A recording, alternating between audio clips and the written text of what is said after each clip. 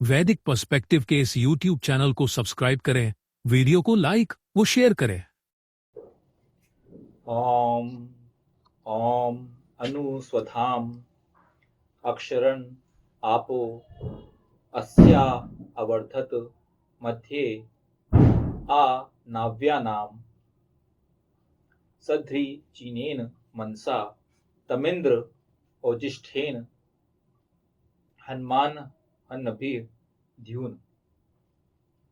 अनुकूल शरण किया स्वधा को, अप्सराओं ने इसकी अभिवृद्ध किया मध्य में, भली भांति नौकाएं चलती हैं। साथ रहने वाले मन द्वारा उसको, हे इंद्रियों को वश में करने वाले, सर्वोत्तम ओज द्वारा हनन किया अभिद्युलोकों का।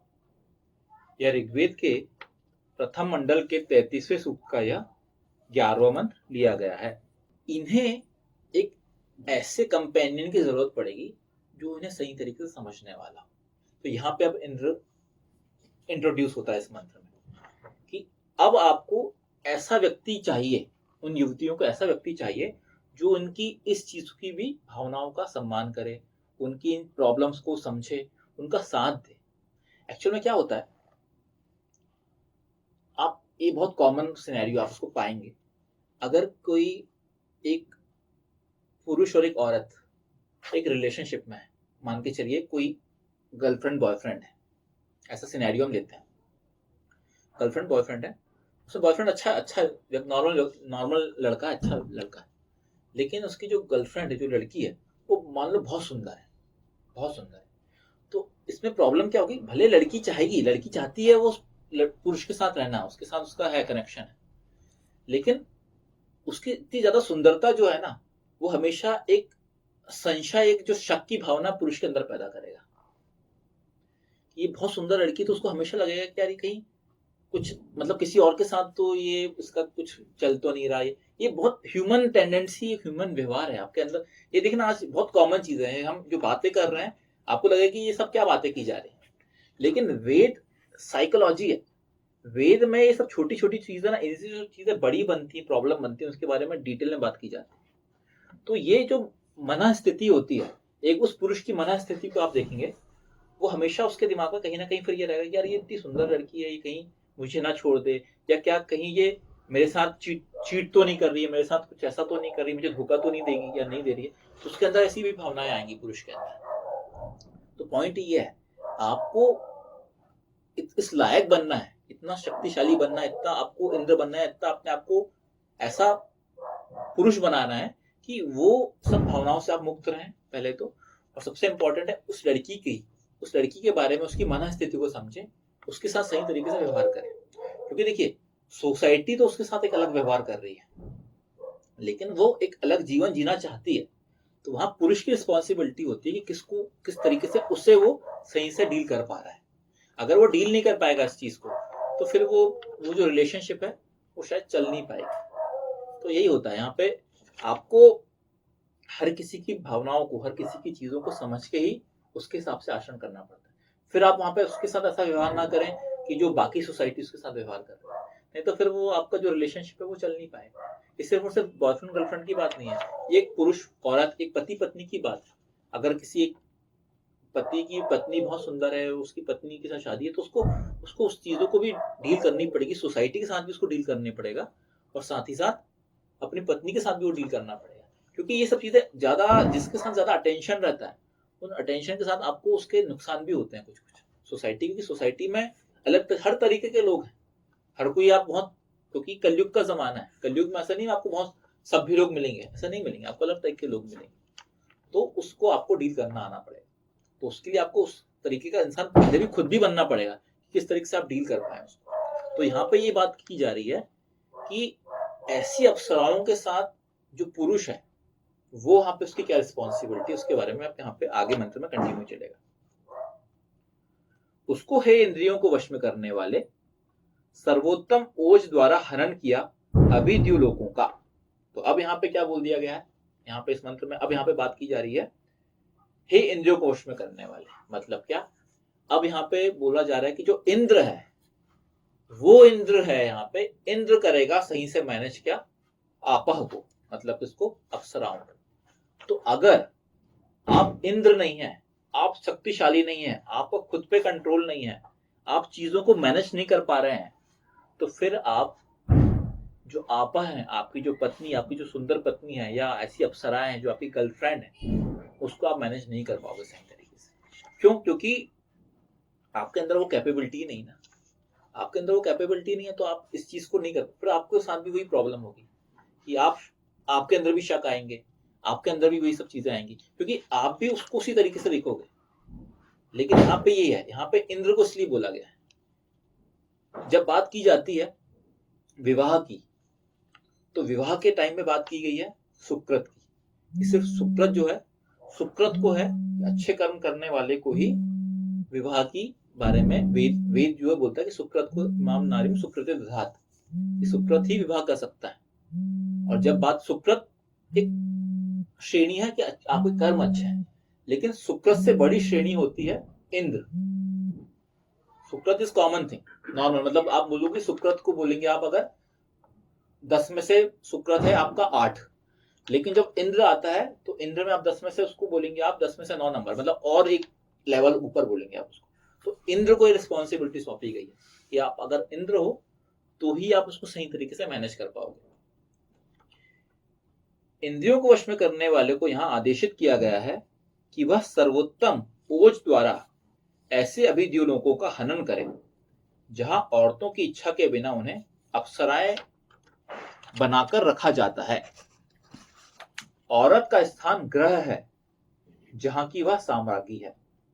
वेद औरत को सर्वाधिक सम्मान योग्य स्थान प्रदान करता है।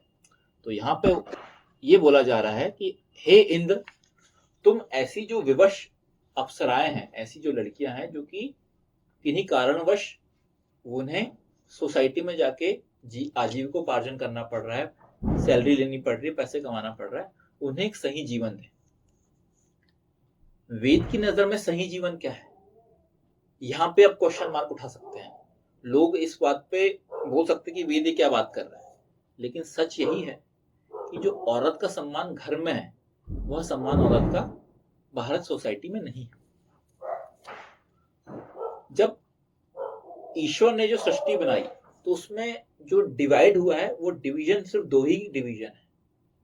वह एक डिवीजन है पुरुष, एक डिवीजन है औरत। पुरुष का कार्यक्षेत्र हमेशा से बाहर ही रहा है। धनोपार्जन, पैसा कमाना, ये कार्यक्षेत्र पुरुष को सौंप दिया गया है। और साथ ही साथ फैमिली को मैनेज करना, फैमिली का मैनेजमेंट, बच्चों की परवरिश, अपने घर का पूरा मैनेजमेंट, कैसे घर चलना चाहिए, फैमिली को संभालना, अपने जो इन लॉस की सही तरीके से मैनेजमेंट, ये सब चीजों का पूरा जो कार्यक्षेत्र है वह औरत का है। लेकिन सोसाइटी, आज की सोसाइटी ये शायद नहीं मानती, और नहीं मान रही, इसलिए सोसाइटी में इतनी सारी प्रॉब्लम्स है। आप वेद को बोल दें कि कितना ये गूढ़ बात है, या आप बोल दो कि वेद कितना आउटडेटेड है, आप बोल दो इसमें तो बिल्कुल भी, मतलब ये तो बहुत ही पुराने जमाने वाली बात हो गई, आप बोल सकते हैं इस चीजों को। लेकिन बोलने के बाद आप उन चीजों के नुकसान भी आप पाएंगे जो कि लोगों को मिल रहे हैं। एक अच्छी लड़की अगर वो सही तरीके से फैमिली को मैनेज कर रही है तो उसे कहीं ना, उससे कभी भी उसका जो पति है वो अपने फैमिली से लेके बहुत ज्यादा संतुष्ट रहेगा, उसे इस बारे में ज्यादा सोचना नहीं पड़ेगा। और फाइनेंशियली, पैसों के उसमें वो हमेशा आगे बढ़ेगा। तो आपके फाइनेंस जो है वो ऑटोमेटिकली पुरुष ही मैनेज कर सकता है। उसके लिए जरूरी नहीं कि आपको आपकी पत्नी को जॉब करवाना पड़े, या आपकी जो सिस्टर है उसको जॉब करना पड़े, कोई जरूरी नहीं है। हाँ, आज की डेट में ये कल्चर है कि नहीं जॉब करना जरूरी है। देखिए, जहाँ जरूरी है, जहाँ पे जैसे हमने पहले बात किए थे कि आपके परिवार में कोई पुरुष है ही नहीं, तो वहां पे लड़की को जॉब करना ही पड़ेगा, वहां तक ठीक है। लेकिन जब उसकी शादी हो गई तो कोई जरूरी नहीं कि उसको जॉब करना पड़े। लेकिन आज की डेट में हमारा क्या है, हमारा शादी के टाइम हमारा क्राइटेरिया अलग है कि हमें जॉब वाली वाइफ चाहिए, या जो सास ससुर है उनका ये है कि ऐसी लड़की लेके आओ जो जॉब करे। क्यों? क्योंकि हमारी जो पहली सोच है वह है अर्थ। हम सिर्फ और सिर्फ सोचते हैं पैसों के बारे में, अर्थ प्रधान सोच है हमारी कि यार पैसा ज्यादा आएगा, लड़की है इसका भी पैसा आ जाएगा, तो आप वो पैसा ले सकते हैं। लेकिन उस पैसे के साथ साथ जो परेशानियां आएंगी, जो उस लड़की को फेस करना पड़ेगा, उसके बारे में भी तो सोचिए ना। उसका कार्य क्षेत्र वो नहीं है, वेद उसका कार्य क्षेत्र ग्रह बोलता है। लेकिन आप उसको अगर वहां पे बाहर भेजेंगे तो फिर आप उसके जो नुकसान है उसको सहने के लिए भी आप रेडी रहिए। और यही रीजन है कि आज की डेट में जो सोसाइटी है, सोसाइटी को जो जो सब परेशानियां, पुरुष औरत के संबंध के कारण जो परेशानियां आ रही, लड़की के बाहर जो जॉब करने के कारण जो प्रॉब्लम आ रही, लोगों के ईगो की जो प्रॉब्लम आ रही। पुरुष का तो एक अलग ईगो भी होता है। आप देखेंगे अगर 10 पुरुष हैं, उनकी बॉस कोई अगर लेडी है तो पुरुष को ईगो का भी प्रॉब्लम आता है कि यार ये जो लेडी है, भले वो लड़की बहुत समझदार है, वो डिजर्विंग है अपनी जगह पे, लेकिन क्या प्रॉब्लम है कि वो लेडी हमें एक औरत है जो कि हमारी बॉस बन के बैठी है, तो वो पुरुष भी वो चीज को एक्सेप्ट नहीं कर पाते। तो ये जितने प्रॉब्लम है, ये सब चीजों को भी तो डील करना है उस लड़की को, तो उस बारे में भी तो सोचिए, उस औरत के बारे में भी सोचिए। वो डिजर्विंग लड़की है, वो अपने घर में रहते हुए भी बहुत अच्छा कर सकती है और आगे बढ़ सकती है, लेकिन हम क्यों उसको वहां पे भेजना चाहते हैं? और वो खुद भी विलिंगली क्यों करना चाहती है? पॉइंट तो ये है। अगर वो खुद विलिंगली करना चाहिए तो वो खुद भी इस चीज को, ड्रॉबैक को समझ रही है कि यार मेरे साथ क्या प्रॉब्लम होगी। तो देखिए ये सब चीजों के क्या है, अपने फायदे अपने नुकसान है, पर लॉन्ग लॉन्ग रन में आपको उन चीजों को मैनेज करना पड़ेगा, और हम मैनेज करके ही कर पाएंगे। सोसाइटी अलग टाइप की मिलेगी आपको। सोसाइटी में आप उम्मीद नहीं कर सकती कि आपको सब लोग अच्छे मिले, लेकिन उस सोसाइटी को डील करने के लिए फिर आपको भी वैसा बनना पड़ेगा। आज की डेट में जब हम बात करते हैं कि जेंडर बराबर है, इक्वालिटी की बात करते हैं, तो इक्वालिटी के टाइम में फिर आपको उस चीज को भी सामना करना पड़ेगा, और सामना करके फिर आप करें। वेद कभी भी ये नहीं बोलेगा आपको कि आप ऐसा बिल्कुल पूरी तरह से मत करें, ठीक। वेद कभी भी किसी चीज को पूरी तरह से रिस्ट्रिक्ट नहीं करता। वेद आपको बताता है कि इसके फायदे इसके नुकसान क्या है, वो तो डिसीजन आपका कि आप क्या करना चाहते हो ना। वेद ऐसा नहीं करता कि भाई ये ऐसा बिल्कुल ना करें।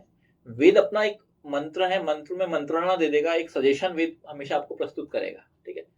करना ना करना ये हमेशा इंसान के ऊपर है, वो करना क्या चाहता है, करेगा उसके फायदे, ना करेगा नुकसान। तो अब यहाँ पे देखना पड़ेगा आपको कि किस तरीके से आप उसको मैनेज करेंगे, किन किन परिस्थितियों में आपको लगेगा यार वो तो हमें करना ही पड़ेगा। अगर कोई सिस्टर है, कोई पत्नी है, उससे वो जॉब अगर करनी है तो करनी ही पड़ेगी ना उसे। कौन वो उसको मैनेज करेगा, उसके फाइनेंस को, वो करना ही पड़ेगा। लेकिन फिर वहां पे क्या करना, जब वो करेंगे उसको, तो फिर उसको आपको सही से मैनेज करना पड़ेगा, किस तरीके से आप उसको सही तरीके से कर सकें। क्योंकि सोसाइटी अलग टाइप की, सोसाइटी के लोग अलग टाइप के हैं, आपको उन चीजों को डील करना पड़ेगा। बेस्ट सिनेरियो ये है कि एक अच्छा पति उस अप्सराओं को लेके आए और उनके साथ एक अच्छा जीवन व्यतीत करे, उन्हें एक अच्छा सम्मान दे और आगे बढ़े। ये जो वेद बोलता है ये बेस्ट के सिनेरियो है। वेद के जो मंत्र है वो हमेशा बेस्ट के सिनेरियो के बारे में बात करेंगे। हम एज अ इंडिविजुअल, हम उन मंत्रों में अपने हिसाब से, अपनी परिस्थितियों के हिसाब से, हमारा उसमें कहीं ना कहीं कुछ ना कुछ मैनेजमेंट होता है, क्योंकि हम आज की परिस्थितियों के हिसाब से करते हैं। वेद में कहीं पे भी, वेद हमेशा आपको बिल्कुल 100% चीज बताएगा कि ये बिल्कुल बेस्ट ऐसा होना चाहिए। अगर आप अप्सराएं भी हैं तो उसको किस तरीके से मैनेज करें, उसके लिए आपको इंद्र के बारे में बोल दिया गया।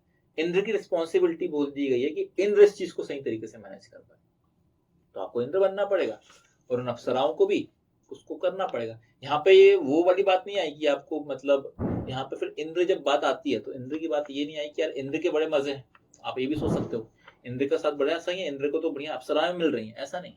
इंद्र इंद्र है वो, तो वो इंद्र उतना स्ट्रांग है, उतना कैपेबल है कि उसको डील कर पाएगा। नॉर्मल व्यक्ति उसको डील नहीं कर सकता, इसलिए तो वो नॉर्मल व्यक्ति पे। यहाँ पे इस मंत्र में आप सोचिए, इस मंत्र में भी तमिंद्र लिखा हुआ है, तम सुकृत क्यों नहीं लिखा? अब इसको इस तरीके से सोचना चाहिए। अगर आप वेद के मंत्र को पढ़ रहे हैं तो उसको बहुत डिटेल में सोचें कि ये इंद्र ही क्यों लिखा है, कुछ और क्यों नहीं लिखा, अग्नि क्यों नहीं लिखा, या सुकृत क्यों नहीं लिखा, यहाँ ऐसा क्यों नहीं लिखा? वो क्यों? क्योंकि हर चीज, हर प्रॉब्लम को उसकी रिस्पॉन्सिबिलिटी के साथ जोड़ दिया गया, उसकी कैपेबिलिटी के साथ जोड़ दिया गया। अगर उसके लिए वो कैपेबल ही नहीं है तो उसको मैनेज नहीं कर पाएगा। उसके लिए पॉइंट यहाँ पे आपके बात आती है कि आपको इस तरीके से इसको डील करना पड़ेगा। तो ये जो मंत्र अल्टीमेटली, अल्टीमेट समरी है इस मंत्र की यही है कि जो अप्सराएं हैं उन्हें किन्हीं कारणवश ये काम करना पड़ता है। उनकी खुद की मनस्थिति एक नौका की समान रहती है कि डावाडोल रहती है, वो भी इनसे निकलना चाहती हैं, और निकलने के लिए जो बेस्ट पर्सन है वह है हमारा इंद्र। इंद्र की रिस्पॉन्सिबिलिटी है कि उन्हें इससे निकाले, एक अच्छा जीवन दे और उन्हें वह सम्मान दे जो वो डिजर्व करती है। तो ये बेस्ट इस मंत्र की बात की गई है। हाँ, यहाँ पे एक उल्टी चीज ये आ सकती है कि अगर वो खुद ही विलिंगफुल्ली, खुद ही विलिंगलेसली, खुद ही अपनी इच्छा के द्वारा ये करना चाहती है, तो फिर बात अलग ही है, फिर तो कोई इस बारे में बात ही नहीं है। अगर आज की सोसाइटी में अगर कोई खुद से ऐसा करना चाहता है तो फिर आप उसको क्या बोल सकते हैं। लेकिन अल्टीमेटली पॉइंट यही होता है, समय के साथ, वक्त के साथ, जो इसलिए बोलते हैं ना कि जवानी आनी जानी है। आज की डेट में आप यंग हो तो आपको आपका ब्लड बहुत ही तेज प्रवाह कर रहा है, तो उसमें आप डिसीजन ऐसे ले लेते हो। लेकिन जब आप थोड़े से मैच्योर होते हो, एज बढ़ती है आपकी, तो फिर आपको समझ में आता है कि यार ये जो मैं पहले कर रहा था या कर रही थी ये शायद सही नहीं था। तब तक फिर समय भी निकल जाता है। इसलिए वेद आपको हर वक्त हर चीज में एक सही डायरेक्शन बताने की कोशिश करता है। मानना ना मानना आपके ऊपर है। अनुकूल क्षरण किया स्वधा को, अप्सराओं ने इसकी अभिवृद्ध किया मध्य में, भली भांति नौकाएं चलती हैं। साथ रहने वाले मन द्वारा उसको हे इंद्रियों को वश में करने वाले सर्वोत्तम ओज द्वारा हनन किया अभिद्यु लोकों का। ओम ओम अनु स्वधाम अक्षरण अन्नापो अस्यावर्धत मध्या नाव्यानाम चीनेन मनसा तमिन्द्र ओजिष्ठेन हन्मना हन्नभि द्युत द्युन। ओम